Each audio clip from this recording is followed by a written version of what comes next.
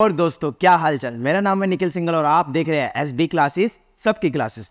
तो आज हम क्या शुरू करने जा रहे हैं, वही जो हमने चैप्टर कंटिन्यू रखा था, जिसमें हमने सबसे पहले किसके बारे में पढ़ा था। हमने पढ़ा था बेल्जियम के बारे में। किसके बारे में पढ़ा था? बेल्जियम के बारे में। तो आज की क्लास में हम किसके बारे में पढ़ेंगे? आज की क्लास में हम पढ़ेंगे श्रीलंका के बारे में।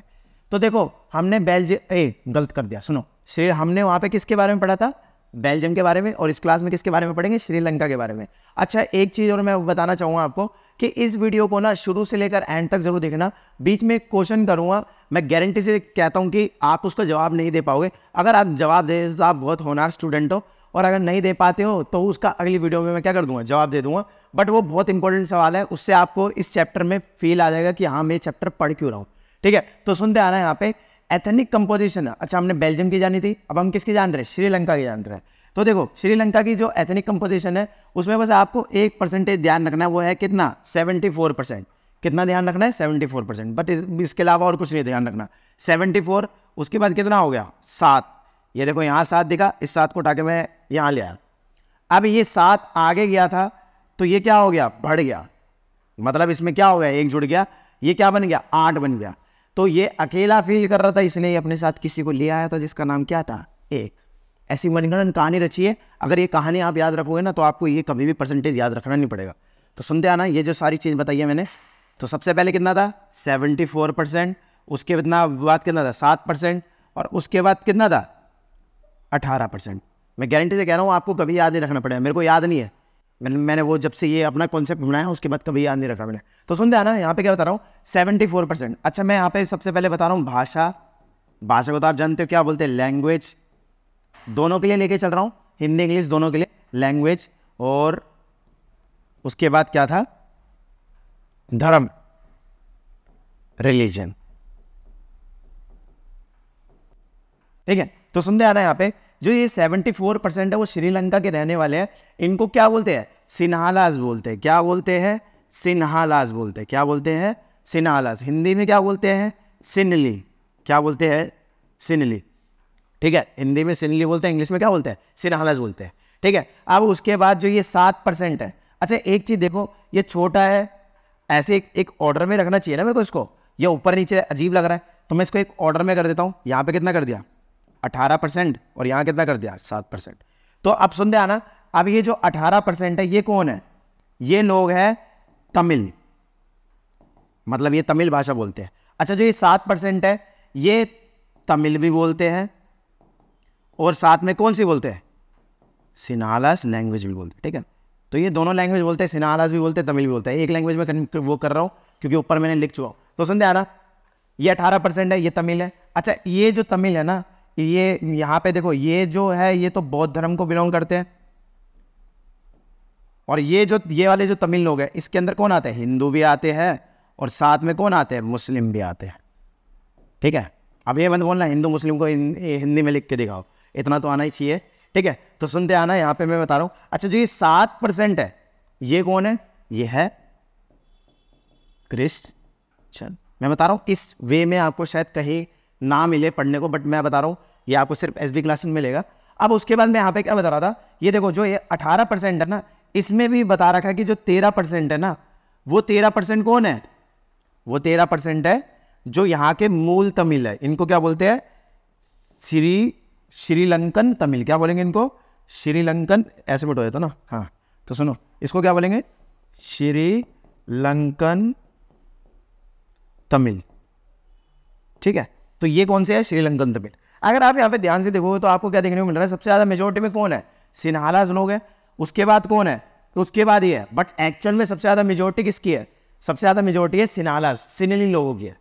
तो अब अगर आप ध्यान से देख रहे हो, वहां पे भी कॉन्फ्लिक्ट हुआ था जब हमने क्या देखा था? वहां का एथनिक कंपोजिशन देखा था। और यहाँ पे भी क्या होगा? सेम टू सेम यही होगा, यहाँ पे भी कॉन्फ्लिक्ट होगा। अब आगे बढ़ते हैं पेज पे। अब आओ देखो यहाँ पे क्या प्रॉब्लम्स आई। तो सबसे पहली प्रॉब्लम यहाँ पे आई थी, देखो मैंने अभी क्या बताया था, मेजोरिटी में कौन है सबसे ज्यादा? सिन्हालास लोग है। तो यानी कि कोई भी कानून बनाएंगे तो ईजिली पास हो जाएगा।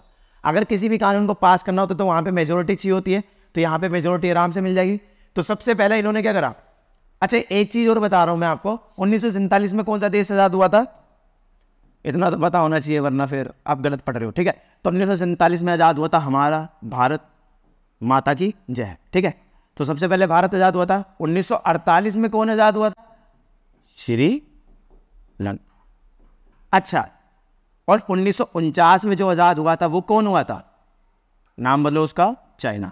देखो मैं ये क्यों बता रहा हूँ, ताकि आप एक पूरा डेटा ध्यान में रखो। अच्छा, ये आज़ाद हुआ था, ये आज़ाद हुआ था, ये अगर ऐसा डेटा ध्यान रखें ना तो आपको कभी भी कंफ्यूजन नहीं रहेगी पढ़ने में, ठीक है। तो सुनते आना, ये चीज़ मैंने बता दी। चलो मैं इसको हटा नहीं रहा हूँ यहाँ से, आप सुनते आना। इसको मैं एक ब्रैकेट में बनाया तो कोई कलर आए कुछ ऐसा जिसमें अलग दिखे। गुलाबी, गुलाबी नहीं बोलते, पता नहीं क्या बोलते, मुझे नहीं पता, बट बक्सा बनाने में क्या जा रहा है सुन। तो यहाँ पे ये बना दिया, अब कलर चेंज करता हूँ। तो यहाँ पे मैंने बताया, देखो अब ये क्या हुआ, 1956 में इन्होंने एक एक्ट पास किया। एक्ट को हिंदी में क्या बोलते हैं? अधिनियम। तो इन्होंने एक एक्ट पास किया।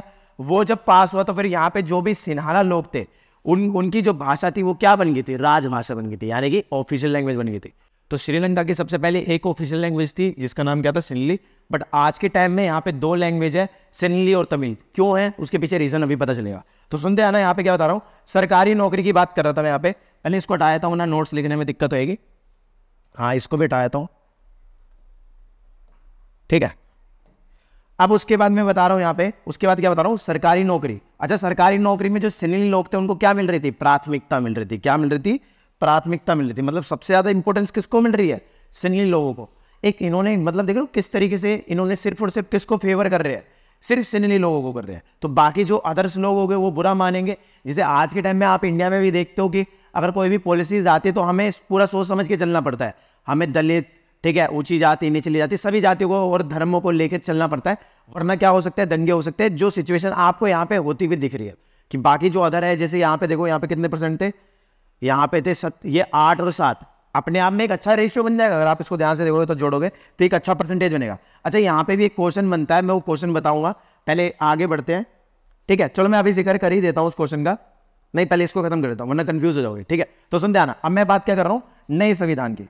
तो जो नया संविधान था, उस नए संविधान में क्या होता? सरकार ने क्या कर दिया था, जो बौद्ध धर्म है उसको संरक्षण दे रहे थे। संरक्षण मतलब उसको प्रोटेक्ट कर रहे थे, और प्रोटेक्ट के साथ साथ उसको क्या कर रहे थे? उसका प्रचार वगैरह करते थे, वही फोस्टर कर देते थे, मतलब बढ़ावा दे रहे थे। तो अगर ऐसा होगा कि किसी मतलब जब कोई गवर्नमेंट किसी धर्म को प्रमोट कर रही होगी तो फिर बाकी जो लोग होंगे वो तो साफ साफ समझ जाएगी कि गवर्नमेंट क्या कर रही है? गलत कर रही है। तो यही चीज यहाँ पे देखने को मिली, लोग इससे नाखुश हुए और लोग आवाज उठाने लग गए। अब सुन दे आना, अब यहाँ पे क्या हुआ था, आप देख रहे हो, ये सारी क्या थी? प्रॉब्लम्स थी। जैसे 1956 में क्या हुआ? एक्ट पास होना, जिसमें सिन्हाला की बात करा मैंने, और फिर उसके बाद क्या था? सरकारी नौकरी का, जिसमें मैंने किसकी बात करी? सिन्हली लोगों की बात करी। उसके बाद मैंने नए संविधान का जिक्र करा। नए संविधान में इन्होंने क्या चीज़ ऐड कर दी थी कि सरकार बौद्ध मत को क्या देगी? संरक्षण और बढ़ावा देगी, ठीक है। तो ये चीज़ जब मैंने बात करी, अब उसके बाद मैं आता हूँ अगले पेज पे, ठीक है। मैंने कुछ गलत करा है, हाँ सुनो, उसके बाद मैं आता हूँ अगले पेज पे। अब यहाँ पे क्या हुआ? अब यहाँ पे ये हुआ कि जो तमिल थे उनके ऊपर असर पड़ा इन चीज़ों का, और तमिल क्या फील करने लग गए? इलाइनेशन, मतलब ऐसा लगने लग गया उनको कि भाई ये सरकार हमें क्या कर रही है? हमारे ऊपर ध्यान ही नहीं दे रही है, ठीक है। तो जो सरकार है वो सरकार क्या बोलते हैं? जो हमारा धर्म है, हमारी जो लैंग्वेज है, हमारी जो संस्कृति है, उसकी क्या नहीं कर रही है? बिल्कुल भी परवाह नहीं कर रही है। फिर उसके बाद इन्होंने जो संविधान है और सरकार की जो नीति है, उनसे हमें क्या रखा जा रहा है? वंचित रखा जा रहा है। किसको वंचित रखा जा रहा है? तमिल लोगों को वंचित रखा जा रहा है। तो ये पॉइंट सारे समझ में आए होंगे। यहाँ पे मैंने जितने भी पॉइंट बताया, पहले इनको हटा देता हूँ। तो सबसे पहली चीज़ यहाँ पे क्या लग रही थी? तमिल को ऐसा लग रहा था कि उनको क्या कर रहे हैं? बेगानापन, मतलब उनको एक साइड करा जा रहा है, उनके बारे में सोचा नहीं जा रहा। अच्छा, सरकार देख रहे हो, सरकार किसकी थी? सरकार थी सिन्हली लोगों की। तो उनके साथ यहाँ पे क्या हो रहा था? उनके साथ भेदभाव हो रहा था। उनकी लैंग्वेज के बारे में नहीं सोचा जा रहा, उनके कल्चर के बारे में, कल्चर मतलब संस्कृति के बारे में नहीं सोचा जा रहा। तो इन सारी चीज़ों में इनको क्या लग रहा था? बुरा लग रहा था।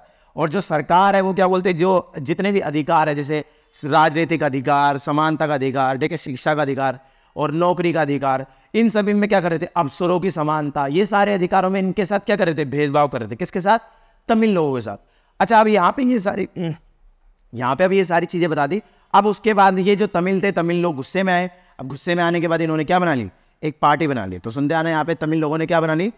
तो आज यहाँ पे शरीर वो, अच्छा ये देखो क्वेश्चन है, ये भी यहाँ पे ध्यान से देखोगे तो ये क्या है? क्वेश्चन है, ये भी एक क्वेश्चन है पेपर में। अगर बाई चांस अगर ऐसा क्वेश्चन आता है तो वैसे शायद ही पूछते हैं, बट अगर पेपर में क्वेश्चन आया था कि जो मतलब सरकार जो भी डिसीजन ले रही थी, जो सिन्हली गवर्नमेंट जो भी गवर्नमेंट डिसीजन ले रही थी, उससे तमिल लोगों पे क्या इंपैक्ट पड़ा था, अगर ऐसे रिलेटेड क्वेश्चन आता है तो ये 3 पॉइंट लिख सकते हो आप, ठीक है। अब उसके बाद में यहाँ पे क्या बता रहा था?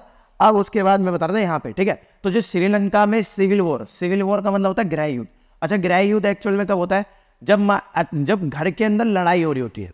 जब क्या हो रही थी? घर के अंदर लड़ाई हो रही थी। अच्छा, एक चीज समझते जाना, जब घर में एक बंदा पिट रहा होता है ना, तो वो लड़ाई नहीं होती, वो डोमेस्टिक वायलेंस होता है, ठीक है। मैं मजाक नहीं कर रहा हूँ, बट हाँ, हो सकता है कि पत्नी पति को पीट रही हो, तो ये डोमेस्टिक वायलेंस होता है, ठीक है। जब दोनों पीट रहे हैं, पति भी पीट रहा है, पत्नी भी पीट रही है, दोनों एक दूसरे को पीट रहे हैं, तो वो क्या कहलाएगा? सिविल वॉर कहलाएगा, ठीक है। मैं बिल्कुल एकदम छोटे वे में बता रहा हूँ जिससे आप अच्छे से समझ पाओ, ठीक है। तो पेपर में क्वेश्चन ये आएगा कि श्रीलंका में सिविल वॉर क्यों हुआ था। तो सबसे पहला रीजन समझते जाओ, श्रीलंका में जो तमिल लोग थे उन्होंने क्या बनाई? अपनी पार्टी बनाई। अच्छा, पार्टी क्यों बनाई होगी इन्होंने? मतलब घूमने के लिए नहीं बनाई होगी। पार्टी किस लिए बनाई? पार्टी इन्होंने इसलिए बनाई क्योंकि ये क्या फील कर रहे थे कि इनको इक्वालिटी नहीं मिल रही। अच्छा, ये चीज हो गई। अब उसके बाद क्या हुआ? इन्होंने फिर मांग करी, भाई क्या हमें तमिल को क्या करो? राजभाषा करो, क्षेत्रीय स्वतंत्रता दो। क्षेत्रीय स्वतंत्रता का मतलब होता है कि हमें अपने खुद से डिसीजन लेने की आज़ादी दो, ठीक है। उसके बाद वही रीजनल ऑटोनॉमी, तो ये दो। और उसके बाद क्या है? समानता दो। अब ये मत बोलना समानता को इंग्लिश में क्या बोलते हैं? समानता को क्या बोलते हैं? एजुकेशन क्या है? मैं खुद ही गलत बोला, हाँ, इसको बोलते हैं इक्वालिटी, और इसको क्या बोलेंगे? एजुकेशन एंड अप्सरो क्या बोलेंगे? अपॉर्चुनिटी, ठीक है। तो मैं यहाँ पे लिख देता हूँ ठीक है, एजुकेशन एंड अप्सरो क्या बोलेंगे? अपॉर्चुनिटी, ठीक है। तो ये सारी चीजें आ गई यहाँ पे। इन्होंने इन चीज की मांग करी। इन्होंने बोला चलो भाई, तुम हमारे ऊपर ध्यान नहीं दे रहे हो ना, तो हमें क्या कर दो? एक सेपरेट कंट्री दे दो, हमारे लिए क्या बना दो? एक अलग राष्ट्र बना दो, ठीक है। यहाँ पे लिख नहीं रखा, बट तुम यहाँ पे लिख सकते हो अलग राष्ट्र की मांग करी थी इन्होंने। किसकी मांग करी थी? अलग राष्ट्र की, ताकि हम अपने डिसीजन खुद से ले पाए। आप तो ले नहीं रहे हो, हमारे बारे में सोच नहीं रहे हो, तो हमारे लिए क्या बना दो? एक अलग से राष्ट्र बना दो, ताकि उसमें क्या हो पाए? हम अपने डिसीजन खुद से ले पाए। तो इन्होंने अलग राष्ट्र की मांग करी थी। उसके और अच्छा, इन जो मांग करी थी वो क्या थी? स्वतंत्र तमिल इल्म। अगर आप ये देखोगे ना, तो एक है वहाँ पे लिट्टे बोलते हैं, ठीक है। आज के टाइम में तो खत्म हो गया है, बट पहले इसको लिट्टे बोलते हैं, ठीक है। लिबरेशन ऑफ टाइगर तमिल इल्म।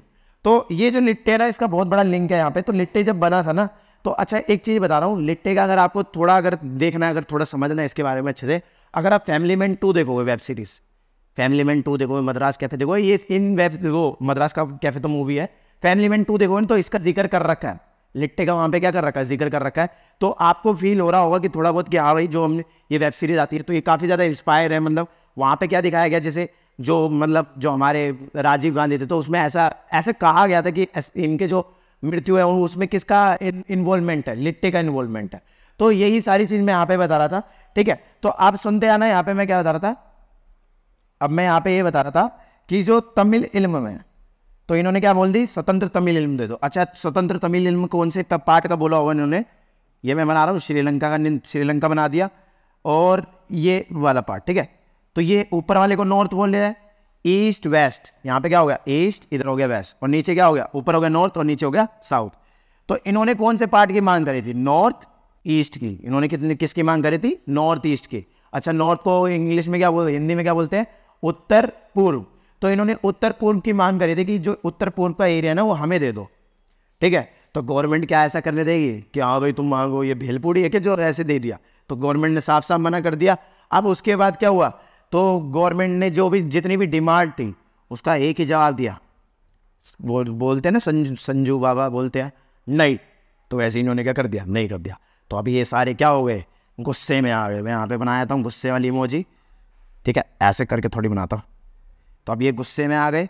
अब जब ये गुस्से में आए तो यहाँ पे क्या हो गया? सिविल वॉर हो गया। अच्छा, सिविल वॉर में लड़े कौन थे? सिनली वर्सेस तमिल। तो इन दोनों के बीच में युद्ध हो गया था, और सिविल वॉर को हिंदी में क्या बोलते हैं? गृह युद्ध बोलते हैं, ठीक है। गृह युद्ध समझ में आया? इसको गृह युद्ध क्यों कहते हैं? क्योंकि घर के अंदर के बीच में यहाँ पे क्या हुई है? लड़ाई हुई है। अच्छा, अब मैं आपको बोला था ना कि एक क्वेश्चन करूँगा, तो वो क्वेश्चन यही है, पावर शेयरिंग। चैप्टर का नाम क्या है? आप सभी को पता है चैप्टर का नाम क्या है? एक मिनट को थोड़ा बीच में लिखता हूँ। तो चैप्टर का आप सभी को नाम पता है, चैप्टर का नाम क्या है? पावर शेयरिंग, सत्ता की साझेदारी।